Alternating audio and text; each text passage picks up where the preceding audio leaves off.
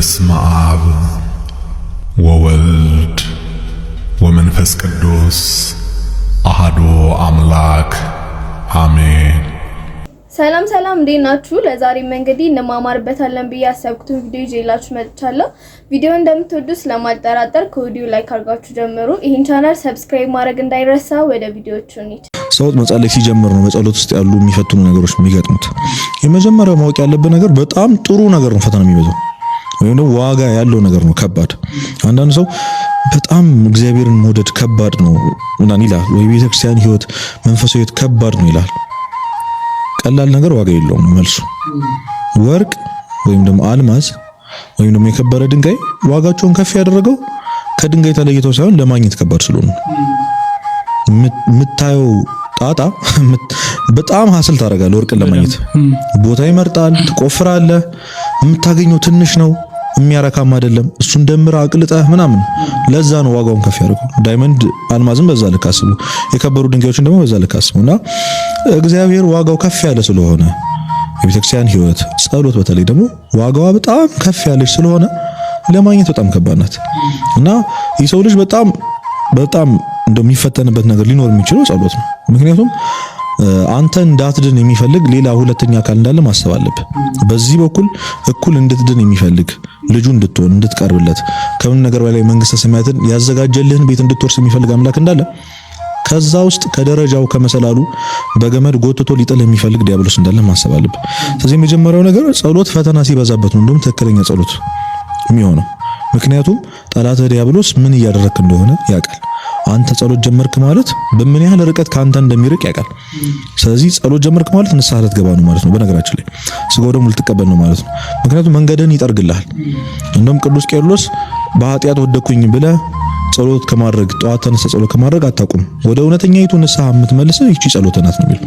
በጣም ብዙ ሰው በኃጢአት ሲወድቅ፣ ሲደብረው፣ ዲፕረስድ ሲሆን፣ ኦሪዮን ነገር ሲፈጠር ጸሎት ያቆማል እና ጥሩ ስሜት ላይ ስትሆን ይሄ ኤነርጂቲክ ስትሆን እግዚአብሔርን የመውደድ ጥሩ መንፈሳዊ ላይ ምናምን ስትሆን ጠዋት ጸበል ከዛ ጸሎት ምናምን ግዴታ እንደዛ አይደለም። እንደውም አንድ እህታችን ጸሎት እስትንፋስ ነው እና አንተ ደበረኝ ብለህ መተንፈስ አቁመህ ታውቃለህ? ኃጢአት ከሰራህ በኋላ መተንፈስ አቁመህ ታውቃለህ? እና በዚህ ልክ ዋጋውን ማሰብ ያስፈልጋልና ጸሎት የጀመራችሁ ሰዎች ቀጥሉ።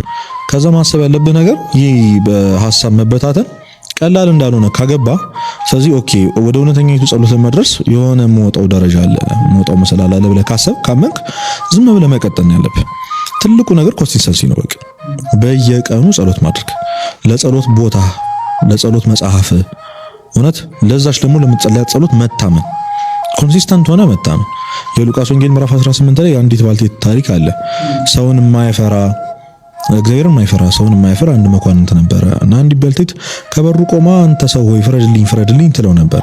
በየቀኑ ፍረድልኝ ትለው ነበር። ያ ሰው ግን አይሰማትም ነበር። አንድ ቀን ግን ስለ ንዝናዜዋ ብሎ ፈረደላት ይላል። ስለነዘነዘችው ብቻ ነው። ገብቷል? ስላዘነላት አይደለም፣ ሰውን ስለማያፍር ስለሚፈራ አይደለም፣ እግዚአብሔርን ስላከበረም አይደለም፣ ሰምቷትም አይደለም፣ ስለ ንዝናዜዋና በተደጋጋሚ እግዚአብሔርን አንተ ከጠየቅ አባትህ ነው። ያን ጨካኝ መኳንንት አይደለም እግዚአብሔር። ስለዚህ ስለ ንዝናዜ ብለው እንኳን ይምራል። ያ ጨካኝ መኳንንት እንኳን ፈርዶላታል ለባልቴቷ። በየቀኑ ኮንሲስተንትሊ እግዚአብሔርን በጸሎት መጠየቅ ለችግሮች መፍትሄ ይሆናል። ይሄንን ማሰብ። ሁለተኛው እና የመጨረሻው ጥያቄው ላይ ትኩረት ሳደርግ ዝም ብሎ መጸለይ ነው መፍትሄው። ለዚህ ምሳሌ ምን መሰለህ? አንተ ከልብ የመነጨ ወደ አርያም የሚደርስ ጸሎት ላታደርግ ትችላለህ፣ ግን አጋንንት እየራቁ ነው። ለዚህ ምሳሌ አባቶች በጣም ድንቅ ምሳሌ ይሰጣሉ። ለምሳሌ አንድ አይነ ስውር በትር ይዞ ወደ ጫካ ቢገባ እባቡም አይጡም ሁሉም ነገሮች እንስሳት፣ አራዊቶች ይርቁታል። እነሱ አለማየቱን አያውቁም፣ በትር መያዙን ግን ያውቃሉ። ስለዚህ መሬቱን እየመታ ሲሄድ አጠገቡ ያሉት ነገር ሊያጠቁት የሚችሉ ነገሮች ሁሉ ጊንጡ ምን ሁሉ ነገር ይልቁታል። ምክንያቱም እነሱ የሚያውቁት ነገር የለም፣ እንስሳቶች ናቸው። አለማየትና ማየት ምን እንደሆነ አያውቁ። አጋንንት የምታስበውን አያውቅም። አንተ ከልብ እየጸለይክ እንደሆነና እንዳልሆነ አያውቅም። በነገራችን ላይ ይሄን ታውቃለህ? ጭራሽ አያውቅም ምን እያደረክ እንደሆነ፣ ግን ከአፍ የሚወጣው እሳት ነው፣ እሱን ያውቃል። ስለዚህ ይሸሻል ማለት ነው። ለምን ኩሽና ምናምን ወይ ትምህርት ቤት ወይ ሌላ ሀገር ሄደ ሊሆን ይችላል በጸሎት ቢያንስ በአፍ የምትናገራት ካፍ ከአንደበት የምትወጣው ያቺ ኃይል ያቺ እሳት አጋንንትን ካጠገብ ያርቅልሃል። ከዚህ በላይ ደግሞ ትልቅ ነገር የለም። ስለዚህ አንድ ቀን ደግሞ እግዚአብሔር ይመልስልሃል። ይሄን ማሰብ። ሁለት እግዚአብሔር ከትዕቢት ይጠብቃል። የመጀመሪያ ቀን ጸሎት ላይ እንደነ ቅዱስ ጳውሎስ ሶስተኛው ሰማይ ብትነጠቅ በቀጣዩ ቀን አትችልም። እግዚአብሔር ደግሞ የሚወዳቸው ሰዎች የሚጠብቀው ከትዕቢት ነው። ስለዚህ ለአንተ ብሎ ነው ትንሽ አስል ማድረግ አለብህ፣ መልፋት አለብህ፣ ኃጢአትህን እንድታስብ የሆነ መጣር እንዳለብህ የሆነ ያክል ስቴፕ መራመድ እንዳለብህ እንዲገባ ነው እንጂ በአንድ ቀን ልብህን ስውር አድርጎ እኮ ፊት ለፊቱ አስቀምጦ ወደ ሰማይ ነጥቆ ቅዱሳንን አሳይቶ መንግስተ ሰማያትን ሲኦልን አስጎብኝቶ መመለስ አቅቶት አይደለም። እግዚአብሔር ልብህን ወደ ላይ መንጠቃቅቶት አይደለምና ከትዕቢትም እንድትጠበቅ ነው። አንዳንድ ጊዜ የምታገኘው ነገር ነው ዋጋ የሚሆነው። ገብቷል? እንዳታረክሰው ነው። እንደውም አንድ ጊዜ ምን ይባላል አቡነ ሽኖዳ አንድ ሰው ነበር እንዲህ ማውራት ማንበብ ምናምን የሚወድና በጣም ይጸልያል እና የሆነ ጊዜ በጣም ከልቦ ተጸልዮ ወደ አርያም በቃ ሰማዮች ሲከፈቱ ምናምን ታዩት። ወዲያው ማስታወሻውን አውጥቶ መጻፍ ጀመረ። የሚያየው ነገር ጠፋበት።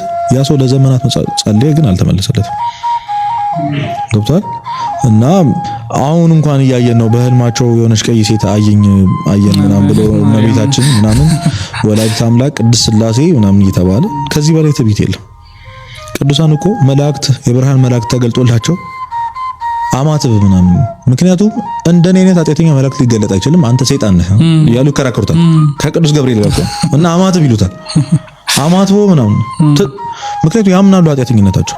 አንተ ወላዲተ አምላክን እስክትገለጥልህ የደረስከው ምን አይነት ቅድስና ኖሮ ቅዱስ ነኝ ብለህ መታመን ከሆነ ደግሞ እንዳልሆንክ የመጀመሪያው ማሳያው እሱ ነኝ ማለት ነው። እና እንደዚህም አልተቻለም። እንኳን ሰማይ ተከፍቶ አይተህ አይደለም እንኳን ልብህ ወደ እግዚአብሔር ደርሶ አይደለምና ከትዕቢት በጣም ይጠብቃል። ይሄንን ማሰብ ያስፈልጋል። ሶስተኛው መፍትሄ ደግሞ ነፍሴ እግዚአብሔርን ታላቅ ታድርጓለች። ይሄ ትልቅ ጸሎት ነው። የእመቤታችን የቅድስት ድንግል ማርያም ጸሎት ነውና አንድ መምህርም ሲናገሩት ነበር። ስለዚህ በመሃል ጸሎት ሐሳብ ሲበታተንብህ 3 ጊዜ ነፍሴ እግዚአብሔርን ታላቅ ታድርጓለች፣ ነፍሴ እግዚአብሔርን ታላቅ ታድርጓለች፣ ነፍሴ እግዚአብሔርን ታላቅ ታድርጓለች ብለን ወደ ጸሎታችን መመለስ ማለት ነው እንጂ ማቆም መፍትሄ አይሆንም። ትልቁ ሰበብ ነው። ሸይጣን ሹክ የሚልህ ነገር ጸሎት እንድታቆም ስለሚፈልግ ነው። በነገራችን ላይ ሐሳብ የተበታተነብኝ ምናምን የሚልህ እኔ ጸሎትን ዋጋ ተረድቶ ሁልጊዜ መጸለይ ያስፈልጋል። ኪሩቤል የሚሸከሙትን አምላክ ቀና ብለው አይተውት አያውቅም። እሷ ግን የምትሸከመውን ልጇን በጀርባው ላይ አዝላው ሲጮህ እንኳን ድምፁን ሰምተዋለች። ለሷ የልጇን ለቅሶ ሰማች ተብሎ አይነገርላትም። እሷ ተራ የሆነ የልጅ ለቅሶ አይደለም የሰማችው፣ የአምላክን ጥሪውን የሰማችው። በእመቤታችን ተደርጎ ለእመቤታችን የተደረገ ምንም ነገር ለሰው ያልተደገመ ነው። ለሷ እግዚአብሔር ያረገላት ነገር በሙሉ ለሰው የማይደገም ነገር። ሌላው ሰው እናት ተብሎ ሊጠራ ይችላል፣ የአምላክ እናት አይባል። ሌላ ሰው አጠባ ተብሎ ሊነገር ይችላል። ሰማይና ምድር ለዘረጋው ሌሎቹን ለሚመግበው አምላክ ግን ጡቱን ሰጠ ተብሎ አይነገርለትም። ሌላ ሰው ልጁን አዘለ ሊባል ይችላል። ለሷ ግን ያዘለችው ጀርባዋ ጀርባ ብቻ አይደለም፣ የኪሩቤልን ዙፋን ይበልጣል። እሷ ያየችው የልጆቿን አይን ብቻ አይደለም፣ ዓለማትን በሙሉ የሚመለከተው የአምላክን አይን የተመለከተችው። ለሷ ነው ወላዲተ አምላክ ጸጳጦስ ተብሎ ጥብቅና የተቆመላት። ስለሷ በግልጽ የተነገረውን አንዲትን ነገር ንስጥሮስ ግን ሲክድ ሲመለከቱ አበው አልቻሉም፣ ቄርሎስ አልቻለም። ቆሞ ተናገረ፣ እሷ ወላዲተ አምላክ ናት አለ። ንስጥሮስ ተነስቶ የቁስጥንጥንያ ጳጳስ ሆኖ አምላክ ሁለት ባህሪ ነው ብሎ ተነሳ። አንዱን ስራውን ሲሰራ አምላክ ነው፣ ሌላውን ሲሰራ ስጋ ነው ብሎ ከፋፈለው። እኛ ግን ይህን አናምንም አለ ቅዱስ ቄርሎስ።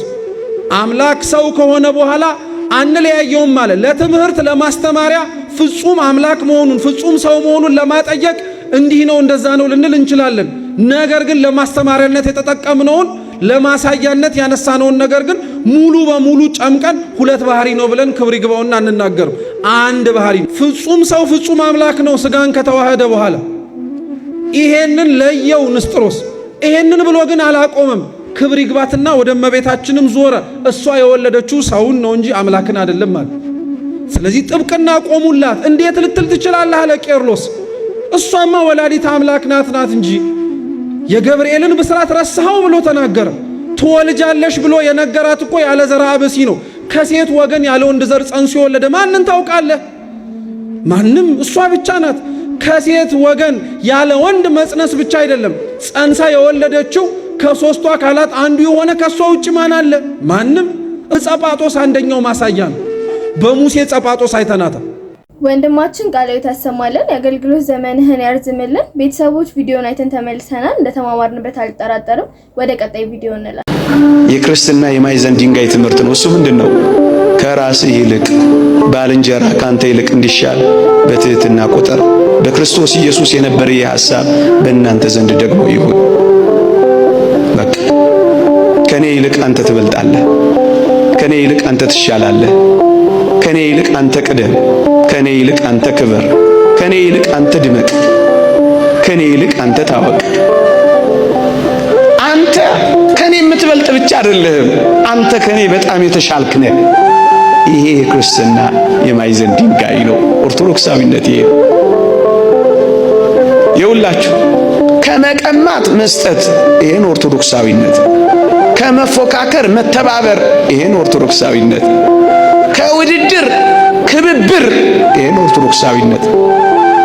በፉክክር ውስጥ ትከሻ ለትከሻ ክንዳችን በዛለ ቁጥር እንደምንበላ እንዳትረሱ። ከመሰጣጣት ይልቅ አተኩረን መነጣጠቅ ላይ ባተኮርን ቁጥር እመኖኝ ለሌሎች ተላልፈን ነው እየተሰጠን ያለን። ባልንጀራችሁን አስቀድሙ። አንተ ትሻላለህ፣ አንተ ትበልጣለህ በሉ። የክብር ባለቤት መድኃኒታችን ኢየሱስ ክርስቶስ ዓለምን ድል የነሳው በምን እንደሆነ አታውቁ? ከእግዚአብሔር ጋር መተካከልን መቀማት እንደሚገባ ነገር ሳይቆጥር ራሱን ባዶ አደረገ እኮ ነው የሚለው። እኩል ሆኖ ሳለ ዝቅ አለ። እቀማለሁ ሳይል መጣ። ይወሰድብኛል ሳይል ሰው ሆነ። በክርስቶስ ዘንድ የነበረ ሐሳብ ማለት ይሄ ነው። እኩል ሆነ ሳለ ዝቅ በል። አስቀድመው፣ አስበልጠው፣ የተሻለ አድርገው። አያምህም ያኔ። ዓለም ሰላም ለምን አልሆነችም ካላችሁኝ፣ ዋናው አጀንዳዋ እኔ በልጥ ፉክክር ውስጥ ስለገባች እኮ ነው። አንዱ ድሮን ሲፈጠር አንዱ ጸረ ድሮን እየፈጠረ መከራውን የሚበላው ለምን መሰላችሁ? እኔ በልጥ ስላለ ነው። ይሄን ዓለም የሚያንጫጫው ውድድርና ፉክክር እኮ ስለሆነ ነው። ያንዳንዶች ወሬ አትሰሙትም? በአንዳንዶች መቃብር ላይ የበላይነታችንን እናሳያለን ማለት ምን ማለት ነው? ፉክክርና ውድድር እኮ ነው የገደለ። መነጣጠቅ እኮ ነው እየቀበረን ያለው። አብሮ መጥገብ እየተቻለ አብሮ ወደ መራብ ሄድ ነው። አብሮ ያው መሆን እየተቻለ አብሮ መሞት የጀመርነው እኮ ለዚህ ነው። ኦርቶዶክሳዊነት ግን ባልንጀራውን ያስቀድማል። ይህ ኦርቶዶክሳዊነት ነው። ይህ ሰላም ነው ወገኖቼ። አንተን ካስቀደምኩኝ አንተ ስትከበር ባይ አይከፋኝም፣ ምክንያቱም ትበልጠኛለህ።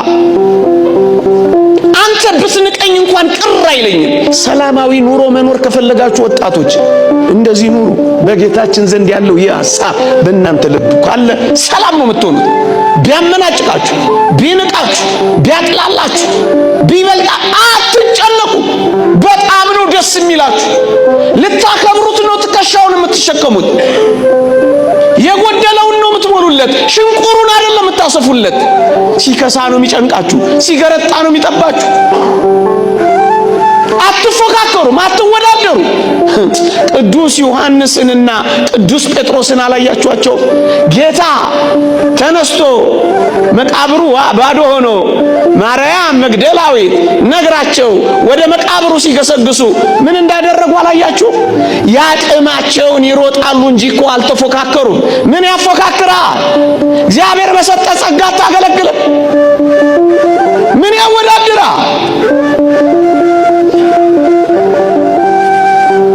ቅዱስ ዮሐንስ ፈጥኖ በመሮጡ አረጋዊውን ጴጥሮስን አልናቀው። ወጣቱ በመሮጡ አረጋዊው ቅዱስ ጴጥሮስ ደግሞ ቅናት አላበገነው። ክርስትና ማለት ይሄ ነው። ያቅማቸውን ይሰራሉ እንጂ አንዱ ከአንዱ አይፎካከርም፣ አንዱ ከአንዱ አይወዳደርም። ይሄ ኦርቶዶክሳዊነት። ፍቅር ይደከምለታል። እስከምን? እስከ ደም ድረስ ፍቅር የሚደክሙለት እንጂ እየሰጡ የሚቀበሉት አይደለም። ፍቅር መስጠት እንጂ መቀበል አይደለም። ፍቅር በመስጠት እንጂ በመቀበል አይደሰትም። ፍቅር የራስን ደስታ መፈለግ አይደለም፣ ለሚወዱት ነገር መኖር ነው። ለሚወዱት ነገር አንድ ፈላስፋ የጠየቀውን ጥያቄ ልንገራችሁ። አንድ ሰው አበባ ይወዳልና አበባይቱን ቢቆርጣት ይወዳታል አይወዳትም? እና ቢያሸታት በጣም መዓዛዋ መስጦት ቢያሸታት ይወዳታል አይወዳትም? በሉ እንጂ ይወዳታል አይደል? አሁን ነው የገባችሁ። ግን በፊት ይወዳታል ነበር እንትኑ ይሄን አበባ ወደዋለሁ ስለዚህ ለቁረጥና ምን ልበለው ነው የምትሉ ማሽተታው ነው።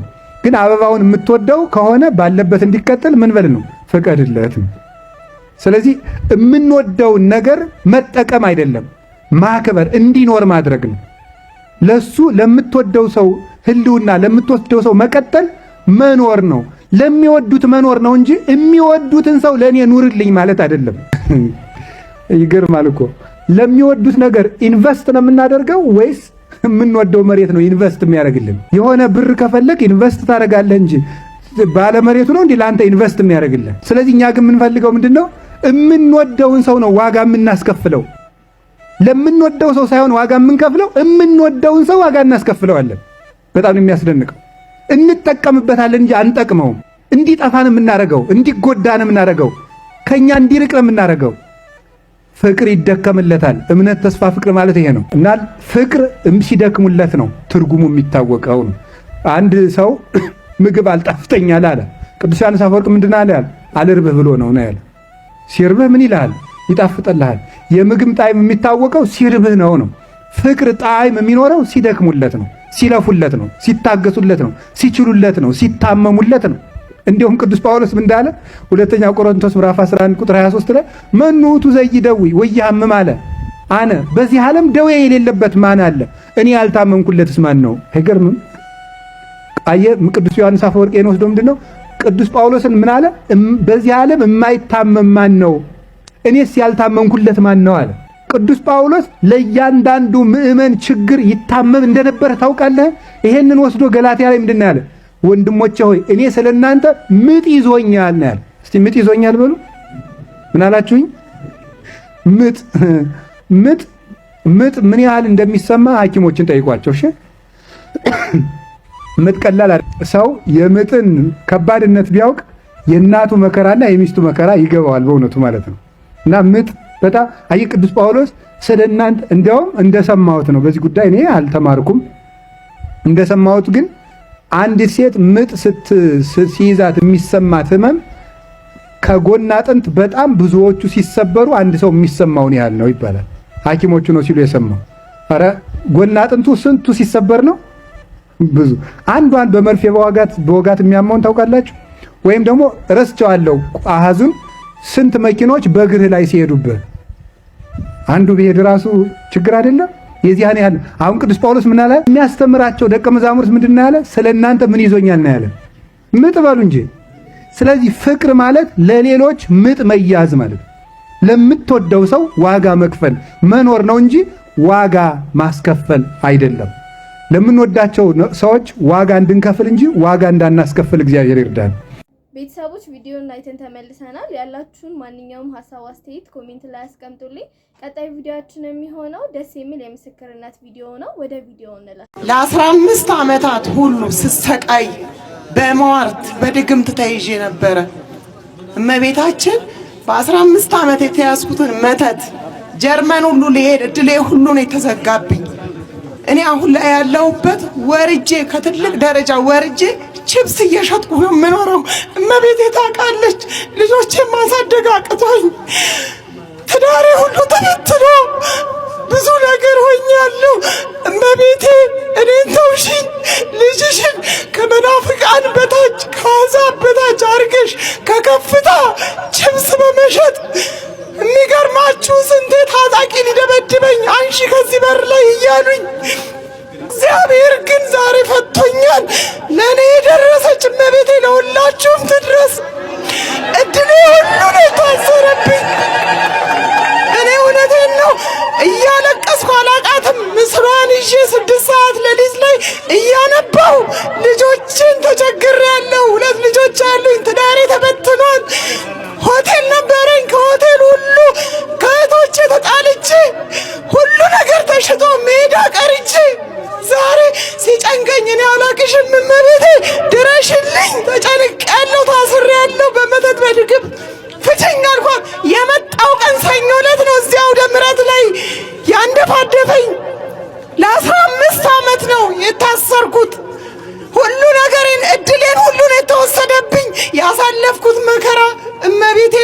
እናውቃለን። እውነቴን ነው የምላችሁ። አመሰግናለሁ። እመቤቴ አመሰግንሻለሁ። አመስግኑ፣ ከፍ አደረጋችሁ አመስግኑ። እኔ ከዚህ በፊትም መስከረ ያለው አሁን ለሁለተኛ ጊዜ ነው የምመሰክረው። ስውሯ ማርያም እኔ ደጇ ልቆም በሯ ላይ እዚህ ላይ ልቆም የሚገባኝ ሴት አይደለሁም። ኃጢአተኛ ሴት ነኝ እኔ ማለት። ነገር ግን እሷ ከልጇ አስታርቃ ፕሮሰስ ነበረኝ። መጀመሪያ ጊዜ እዚህ መጥቼ አልቅሼ ነገርኳት ለት በበነጋው ነው በህልሜ ያሳየችኝ። ዓለማዊ ስሜን መዝግባው ነው ሄደችው። ያ በ21 ዕለት ለኢንተርቪው ተጠራው። ድጋሚ ምላሹ ተፈቅዶልሻል የሚለው ደግሞ እንደገና በ21 ተመለሰልኝ። አመስግኑልኝ። ሁሉንም ነገር አሟልታልኛለ። ዘቢብ ጥላዋን ይዤ መጥቻለሁ። እሺ አመስግኑ። እኔ ራሴ ነው የምመሰክርላቸው። እሺ እግሬን ያመኝ ነበረ፣ ወገቤንም ያመኝ ነበረ። ለስውሯ ማርያም ተደርጎልኝ አልመሰከርኩም ነበረ።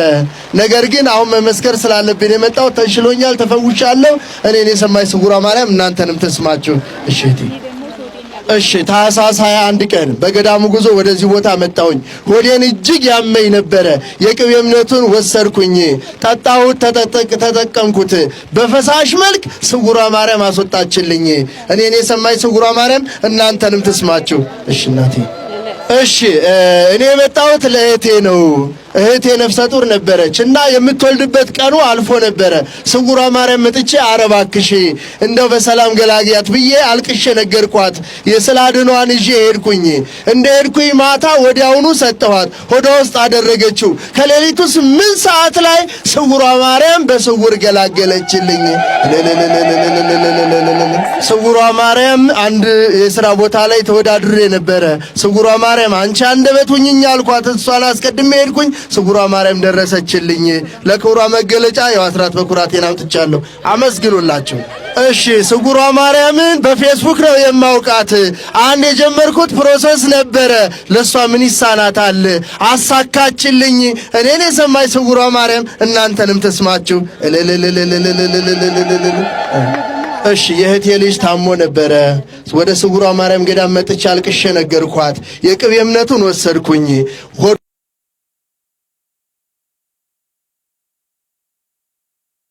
ስውሯ ማርያም እናንተንም ተስማችሁ። አመስግኑላችሁ። እሺ ይህች እህታችን የማህፀን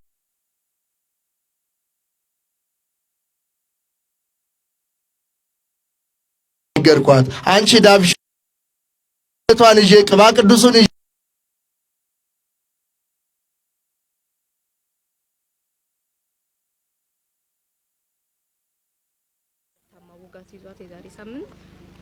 እሺ ይህ ሕፃን ያመው ነበረ። ለኦፕራሲዮን ወደ ጅማ ሄዶ ሊሰራ ነበረ። ድንግል ማርያም አንቺ ተከታዩ አልኳት። ልጄ በሰላም መጥቶልኛል ነው የምትለው። ይህች እህታችን ባለቤቴ እጅግ ያመው ነበረ እና ኦፕራሲዮን ሊደረግ በህልሙ እዚህ መጥቼ ከዛ በፊት ስውሯ ማርያም አልቅሼ ነገርኳት። በህልሙ እንኳን ደስ ያለ የሚል ቴክስት ሞባይሉ ላይ ሲገባ አያለሁኝ።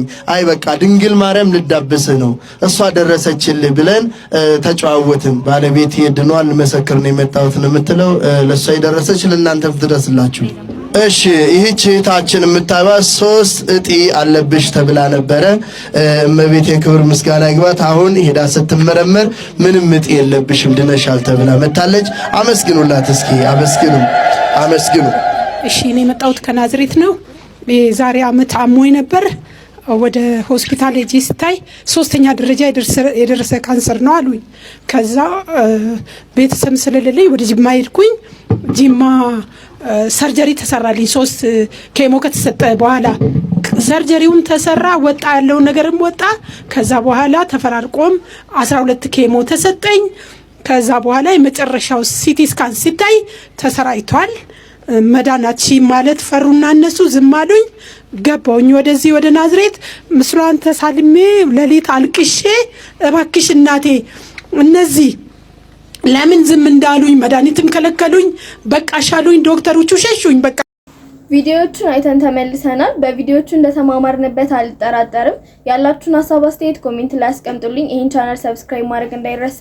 በቀጣይ በሌላ ቪዲዮ እስከምንገናኝ ቻው።